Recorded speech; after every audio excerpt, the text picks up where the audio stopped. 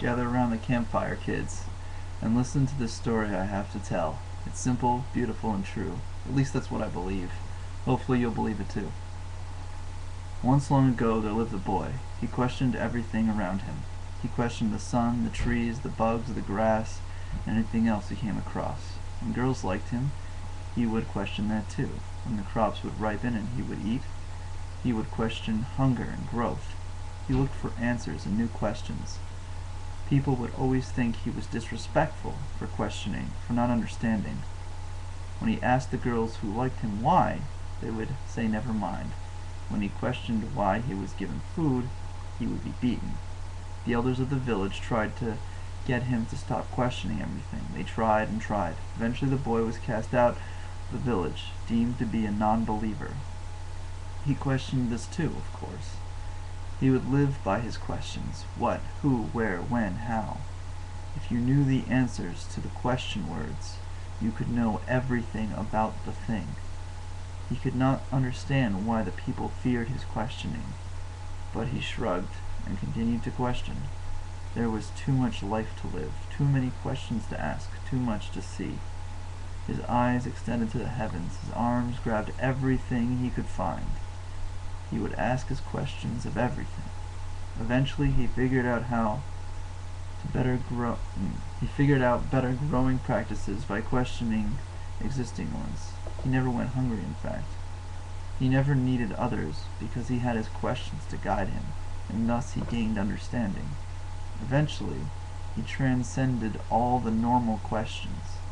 He started to ask bigger questions beyond the material world around him. He asked questions of the gods and the skies. He asked his questions of the elders of his town. He asked his questions of everything, everyone, and everywhere. Eventually he found so many answers, he was not sure what to do with the answers. He figured he should share them, but he was cast out. How could he share what was not to be known? He was not sure what to do. He never meant any disrespect. He never wanted to be cast out. He loved his town. The young man became overwhelmed with emotion. He wanted to be free to question, but at the same time he missed his home, his family, and his people. He went to the elders and asked them the sacred question words. They showed him the doctrine that stated the facts. It seemed questioning was just simply not done in their culture. The code of the town said to question was taboo.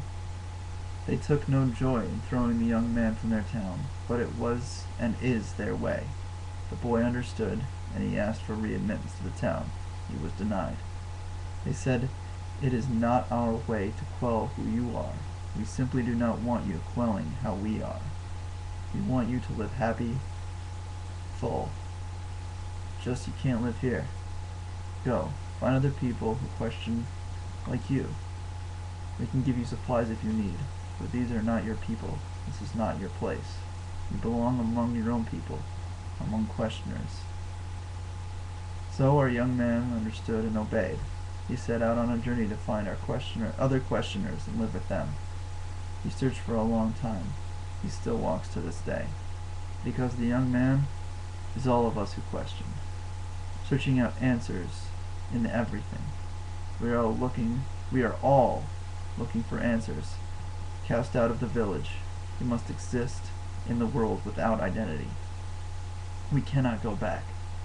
We must travel till we find our village, not the one we were born from, the one we belong to. Search on, brave young ones.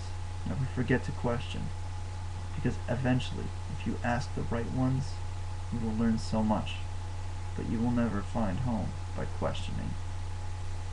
You will only know that your home is out there among those that question as you do.